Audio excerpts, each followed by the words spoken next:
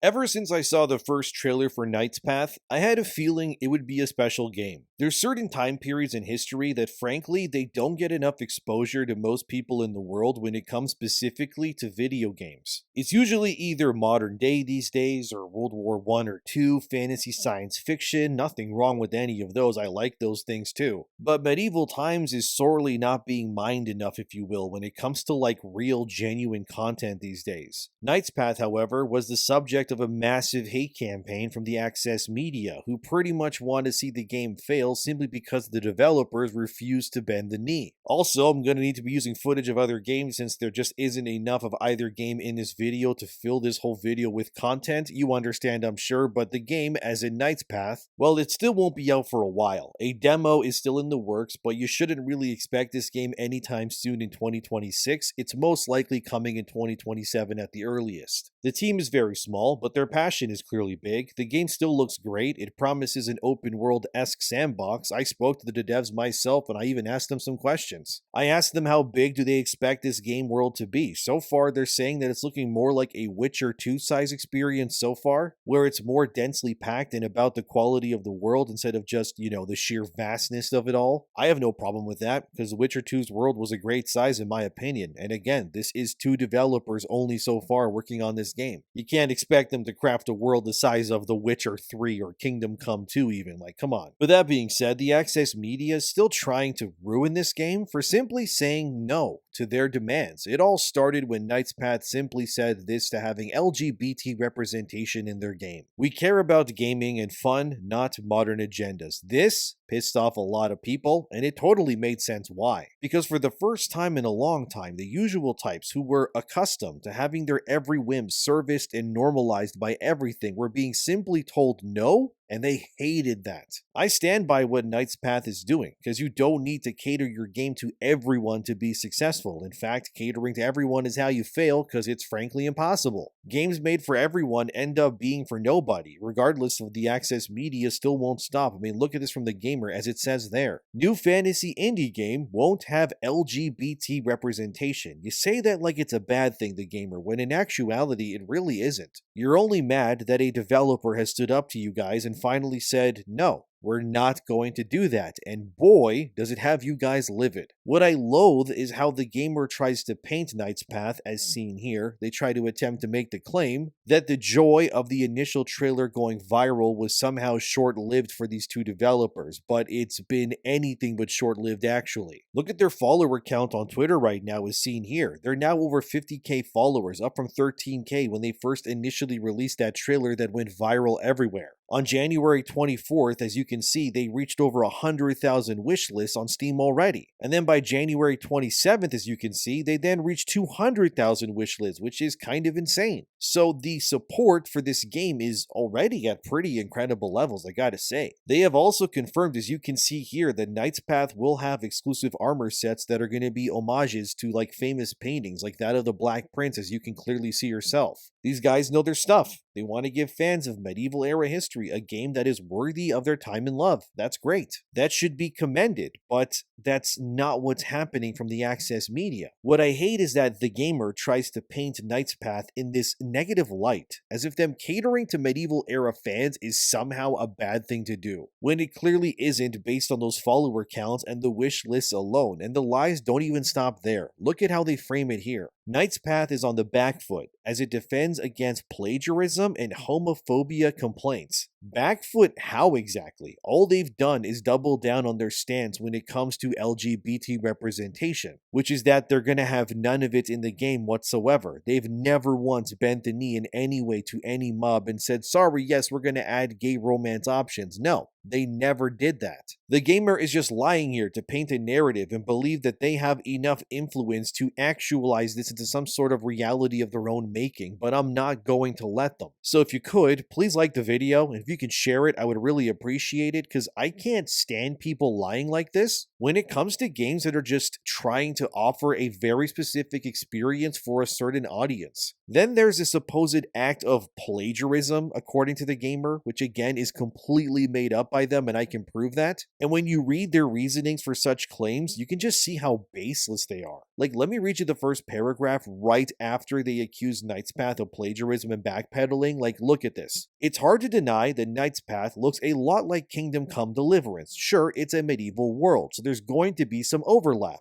But if you'd have shared any still from the trailer with me, aside from the one with the dragon or the giant snail, I'd have sworn blind it was from either the Warhorse made epics. The creators of Knight's Path vehemently deny they copied it though. What are you talking about? They copied Kingdom Come because it's set in medieval times? Do you guys hear yourselves like when you type these things before you hit publish? This is like saying that every fantasy game is a plagiarism lawsuit waiting to happen of Lord of the Rings. It makes no sense. Or that every shooter game ever made is just plagiarism of Doom or Quake or something. It's not how this works. The fact that Kingdom Come and Knight's Path are set during medieval times is not grounds for you, as journalists apparently, to claim that this game is plagiarizing anything of note when it isn't. The only thing the games have in common in sort of Kingdom Come 2 and Knight's Path is their era, which is obviously medieval times. That is clearly not enough evidence for you to make baseless claims claiming that they're having plagiarism or something against them. Like, that's not happening with Knight's Path. Besides, both games have entirely different views too. Kingdom Come is in first person only. Knight's Path, as far as the developers have said so far, is going to be third person only. Knight's Path is also promising to have intricate combos to their attacks and weapon styles too, and of course the fantasy elements, like you said, the giant snails and the dragons, which I'm pretty sure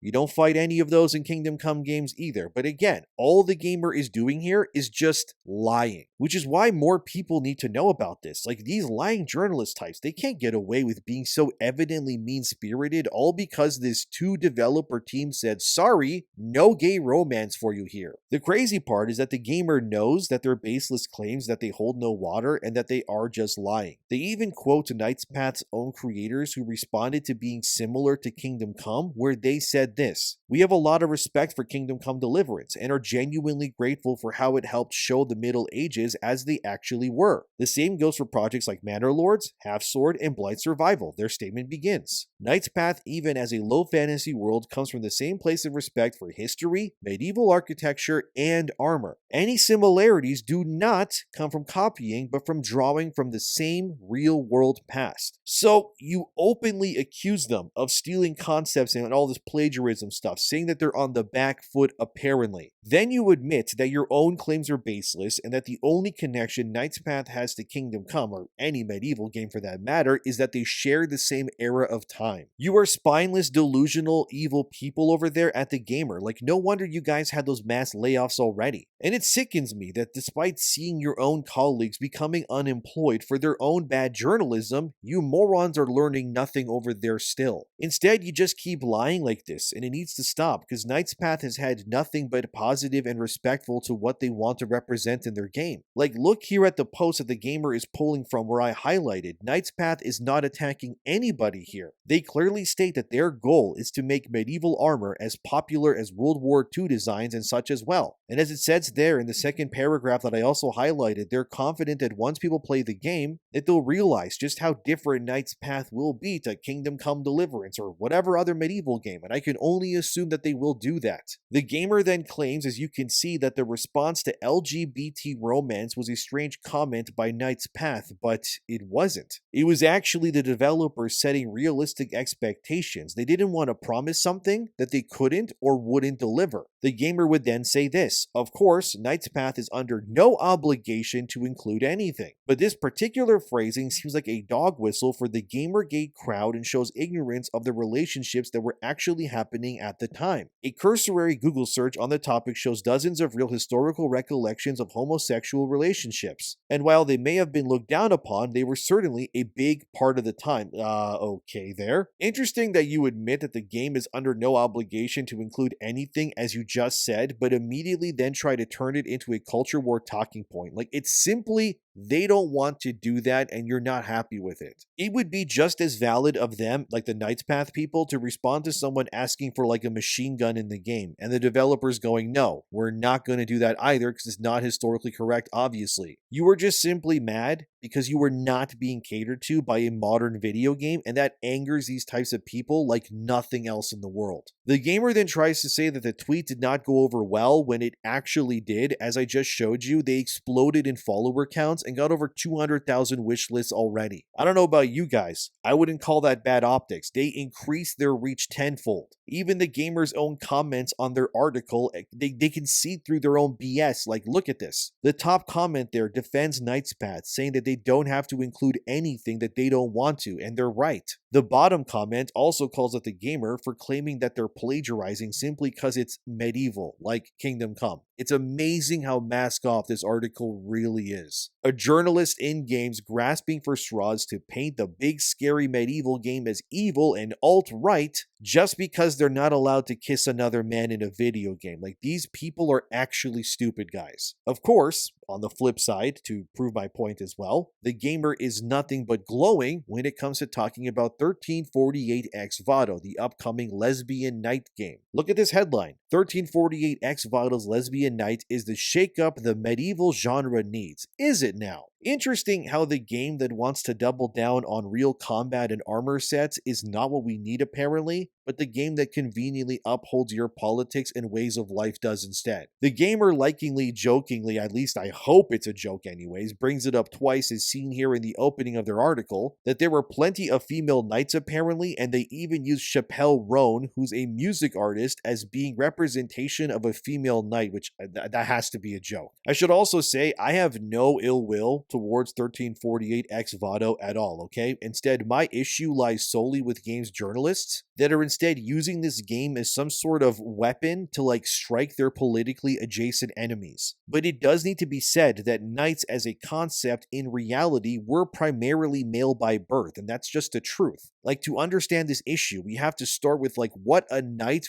really even was in medieval times. In medieval Europe, okay, knighthood was a social and a military status. It was inherently tied to their education, the noble birth, and the feudal obligations of these like nobly born people. Knights would undergo a ceremonial oath as well, and they were also expected to serve their lords with like arms, obviously, by going into battle, even from a young age too. While modern usage often, generalizes what a knight is, like they do pretty much everything else, let's be real, historically, a knight wasn't simply just a fighter in armor, I guess, but it was a noble rank that had specific expectations and privileges. They were given to those who bore the title, and yes, they were also primarily male to no one's surprise. One of the only all-female groups that weren't necessarily knights but were rewarded titles and honor for their valor in combat was the Order of the Hatchet. Here's a drawing of one of these Spanish women that were a part of that group, like, a long time ago, obviously. But anyways, as the Wikipedia article for this order says, which also funnily admits at the top there that it's inaccurate and lacks real historical context, so take this with a grain of salt, I guess, if you will. But apparently, there were these Spanish women in a village that defended their home of Tortosa in Catalonia when Muslims attacked them back in the day. And these women bravely took up hatches, hence the name obviously, and then dressed themselves as men and then fought back against these Muslim invaders, to which they actually won and successfully drove them back, which is kind of embarrassing honestly. But anyways, these women were then honored for their valiant efforts according to history. As it says there, they got privileges and tax exemptions among other things, but it was not a military order. So technically they weren't knights, but I guess more like guerrilla warfare. Either way, they held those invaders back, apparently, according to the history. But these women were not knights in the conventional feudal sense. These honors were specific to, local context in which they lived in, so it was not part of the mainstream chivalry system, if you will. Like this article here states, asking if there were any female Templars at all. It turns out female knights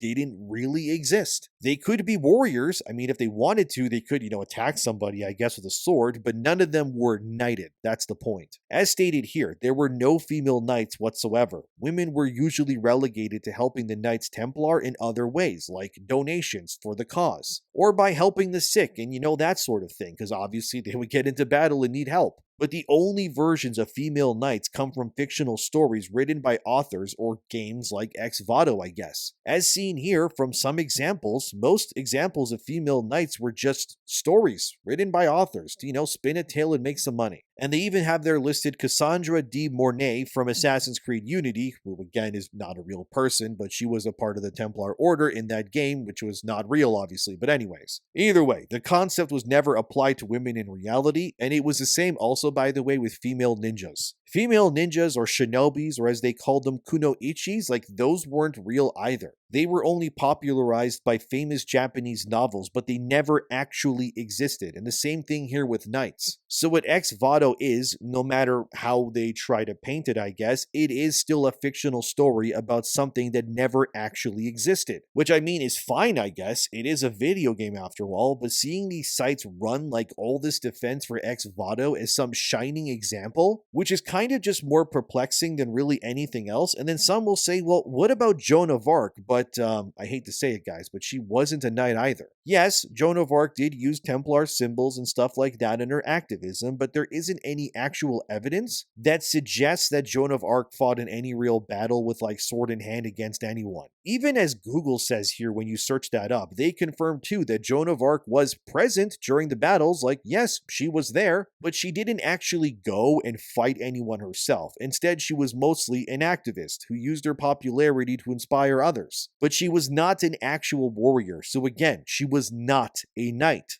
Google does try to soften the idea that Joan wasn't a real warrior, but as you can see in the highlighted part there at the bottom, Google is like, sure, she got hit with an arrow in the shoulder or whatever, but no, she never hit anyone with a sword or, actually fought in combat. Again, it doesn't undermine what she did, but still, it should be said, not a knight, either way, no matter how you slice it. So Ex Voto from its inception is just more fantasy than anything else, and that's just what it is. A female knight never existed. A female warrior, maybe, like I said, but not a knight, sorry. Although, unsurprisingly, as the gamer says there, we actually do need a lesbian knight game apparently. The gamer also says, as seen there, that Ex Voto will be labeled things, but it is not according to them pandering, which is just not true. I mean, it is pandering 100%. It's taking a mail order of warriors, gender bending the entire idea, and then turning it into a love story about forbidden love in an age where such love was outlawed. Like, I get it, okay? I see the appeal there. It's trying to break the norms of this era, but it's still fiction, obviously. This just wouldn't have happened. In reality, both this female knight and her lover would have either been tending wounds in a camp somewhere, and if they did get caught, making love, they probably would have been punished, maybe burned at the stake, or something else, I don't know, but either way, it wouldn't have happened. But still, seeing a skinny woman in armor with a sword taking out fully grown men, it's just never not going to look ridiculous to me no matter what the context. Again, not saying the game will be bad or that you should boycott it, no, I'm not saying that, but can we not pretend that this is just,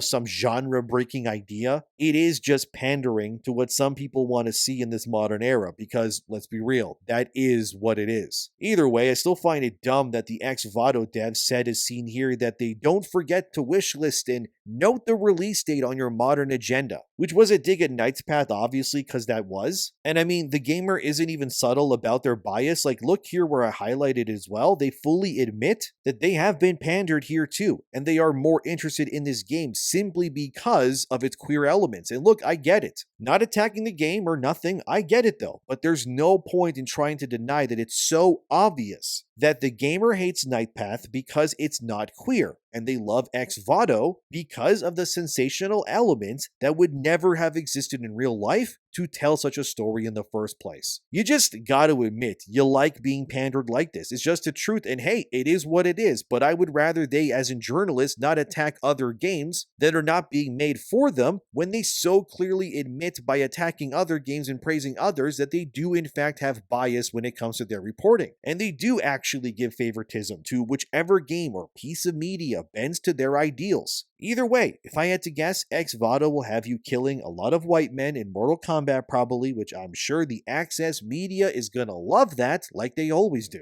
They'll probably give the game high marks to boost it up to make people check it out due to what it pushes. And I can also assume when Knight's Path releases, it will be lambasted and scored lower on purpose to dissuade people from trying it out too. Either way, like always, the access media types are just keep proving why it's impossible to take them seriously anymore, and why people are just, not listening to them as often because they kind of lie all the time. Again, alright, I don't hate either of these games, both games can exist. But it is very obvious that there is a clear winner here when it comes to what the access media prefers, and it's to nobody's surprise the game that caters to these people's tastes like they're addicts who need their hit all the time. But how the game represented Knight's Path here, it is still appalling. It was all in bad faith. They accused the developers of things they never did, and then they couldn't even back up their own claims in the same article, man. Like, come on. I would say shame on the gamer, but honestly, I think just working for that website alone is